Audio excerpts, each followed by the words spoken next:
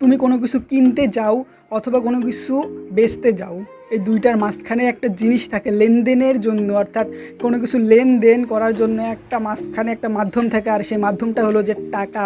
ঠিক আছে, অ্যান্ড এই টাকাটা তুমি কিভাবে জোগাইতে পারবা, কীভাবে তুমি গোছাইতে পারবা, আসলে সবার কাছে টাকা থাকে। তুমি যদি একটা বড় লোক কারো কাছে যাও তার কাছেও টাকা আছে, তুমি যদি গরিব কারো কাছে যাও তার কাছেও টাকা আছে।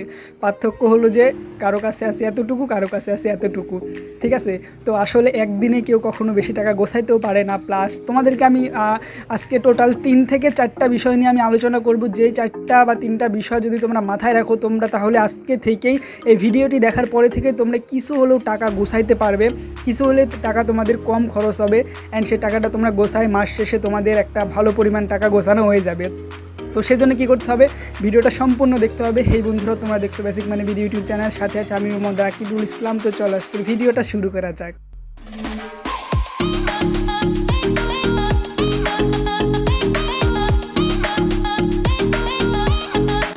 সর্বপ্রথম যে বিষয়টা রয়েছে তোমাদের মাথায় থাকতে হবে, এই বিষয়টা সেটা হলো যে আয় বুঝে ব্যয় করা। ঠিক আছে, এটা কিন্তু প্রথম পয়েন্ট, 1 নাম্বার পয়েন্ট এটাই। তোমার মনে করো যে ইনকাম 5,000 টাকা মাসে, তাহলে তুমি ইনকামটা যেরকম হবে সেই অনুযায়ী তুমি কস্ট করবা, খরচ করবা। এটা অবশ্যই তোমার মাথায় থাকতে হবে। তোমার ধরো যে তুমি একটা বাইক কিনবা, ঠিক আছে, বাইকটার দাম 5 লাখ টাকা, তুমি তো এখন 5,000 টাকার কাজ করো, 100 বছর লেগে যাবে তোমার বাইকের টাকাটা গোছাইতে। তো তোমার এখন কি করতে হবে, কম দামি 50-60 হাজার টাকার ভিতরে বাইক তোমার চয়েস করতে হবে, অথবা 100কে 1 লক্ষের মধ্যে তোমাকে বাইক চয়েস করতে হবে। অর্থাৎ আয় বুঝে ব্যয় করতে হবে, সেটার মাধ্যমে তোমাকে সন্তুষ্ট থাকতে হবে। তাহলে তুমি নিজেও হ্যাপি হবা, তুমি হ্যাপিও থাকবা, হ্যাপি লাইফ, এদিক দিয়ে তোমার ইচ্ছাগুলো পূরণ হতে থাকবে। এটা কিন্তু তোমার সর্বপ্রথম মাথায় রাখতে হবে। 2 নাম্বার যে বিষয়টা তোমাকে মাথায় রাখতে হবে সেটা হলো যে বিভিন্ন রকম পদক্ষেপ তোমাকে আগে থেকেই গ্রহণ করে রাখতে হবে। যেমন ধরো যে তোমার বাড়িতে কোনো আয়োজন হবে, তো সেজন্য তোমাকে আগে সে পদক্ষেপ গ্রহণ করে রাখতে হবে। কতজন মানুষ আসতে পারে, কত জায়গায় সাজাইতে হবে, টোটাল কস্ট কত হতে পারে, এগুলোর যদি আগে থেকে যদি পদক্ষেপ গ্রহণ করে রাখো, কত টাকা যাবে তুমি আগে আন্দাজ করে রাখো, সেক্ষেত্রে তোমার কস্ট কিন্তু অনুষ্ঠানটা শেষে গিয়ে কস্ট কিন্তু তোমার কম হবে। আর যদি তুমি এটার যদি সঠিক একটা আনুমানিক যদি একটা পরিমাণ ঠিক মত করে না রাখো, ঠিক আছে, শেষে গিয়ে দেখা যাইতেছে যে তোমার যেখানে 5,000 টাকা কস্ট যেত সেখানে 7,000 চলে গিয়েছে, তোমার হিসাব নেই, কারণ আগে তো তুমি হিসাব করে রাখোনি। তো এই 2 নাম্বার পয়েন্টটা মনে রাখতে হবে যে কোনো টাকা পয়সা খরচ হবে এরকম কোনো কিছু হলে হুট করে করতে যাব না সেটা। ঠিক আছে, হুট করে না করে আমরা আগে থেকে একটা পদক্ষেপ নিয়ে রাখবো, আগে থেকে একটা ম্যাপ সাজায় রাখবো যে এভাবে করবো, এখানে এত টাকা, গাড়ি ভাড়া এত টাকা, ওইখানে এত টাকা, বাজারে এত টাকা, এভাবে আমরা একটা হিসাব করে রাখবো। সেই ক্ষেত্রে দেখা যাচ্ছে যে টাকা তুমি সেভ করতে পারবা। সো টাকা সেভের এই 2 নাম্বার পয়েন্টটা কিন্তু তোমাদেরকে সব সময় মনে রাখতে হবে। 3 নাম্বার যেই পয়েন্টটা বলবো সেটা কিন্তু একটা ইম্পর্টেন্ট পয়েন্ট, সেটা হলো যে তোমার কাছে কত টাকা রাখবা।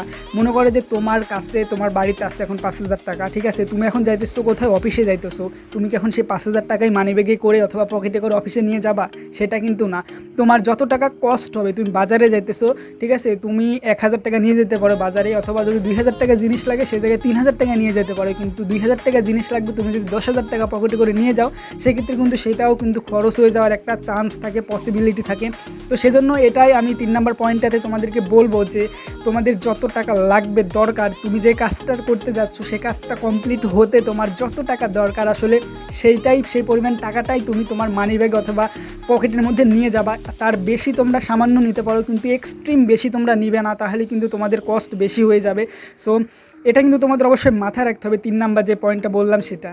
এবং 4 নাম্বার যে পয়েন্টটা বলবো সেটা কিন্তু একটা ইম্পর্টেন্ট বিষয়, সেটা হলো যে তোমরা একটা ব্যাংক বানায় ফেলাও। বা ব্যাংক বলতে কি, এটা হলো যে তোমাদের নিজের ব্যাংক, এটা হতে পারে ভার্চুয়াল ব্যাংক, হতে পারে তোমার কোনো ব্যাংক অ্যাকাউন্ট, হতে পারে বাড়ির ভেতরে কোনো জায়গা, যেটার ভিতরে তোমরা প্রতিদিন একটা অ্যামাউন্ট 10 টাকা 20 টাকা করে তোমরা গছায় রাখবা সেটার ভিতরে। ঠিক আছে, তো এমন করে রাখবা, মনে করবা যে সেটা কিন্তু তুমি শেষ, তোমার কাছ থেকে চলে গেছে। ঠিক আছে, তুমি যে কোনো সমস্যা হলো সেখান থেকে টাকা নিয়ে নিলে এরকম না, কিন্তু তুমি একবারে মনে করবে যে এটা শেষ। ঠিক আছে, তো এইভাবে যদি তুমি প্রতিদিন 30 টাকা করে রাখো তাহলে মাস শেষে কিন্তু সেটা গিয়ে 900 টাকাতে দাঁড়ায়, এবং 10 মাসে কিন্তু সেটা কত 9,000 টাকা হয়ে যায়। ঠিক আছে, তো এটা কিন্তু তোমার মাথায় রাখতে হবে এই পয়েন্টটা, যে তোমার প্রতিদিন একটা ছোট অ্যামাউন্ট তোমার গোছাইতে হবে। এই ভিডিওটা দেখা অবস্থাতেই কিন্তু তোমরা, এই ভিডিওটা দেখার পরেই কিন্তু তোমরা এই কাজটা করা শুরু করে দিতে পারো।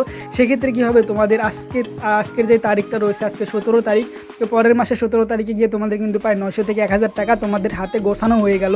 এবং এইভাবে কিন্তু বছরকে বছর তোমাদের 20, 30, 50, 1 লাখ টাকা কিন্তু গোছানো হয়ে যাবে, তুমি জানতেও পারবে না। তো এইটা কিন্তু অবশ্যই তোমরা ট্রাই করতে পারো, এটা তোমাদের মাথায় থাকতে হবে টাকা সেভ রাখার জন্য। এটা কিন্তু একটা একটা ইম্পর্টেন্ট জিনিস। আসলে বললে কিন্তু শেষ হবে না, আরও কিন্তু পয়েন্ট আছে, তবে মেন 4টা পয়েন্ট কিন্তু আমি তোমাদেরকে অলরেডি বলে দিয়েছি।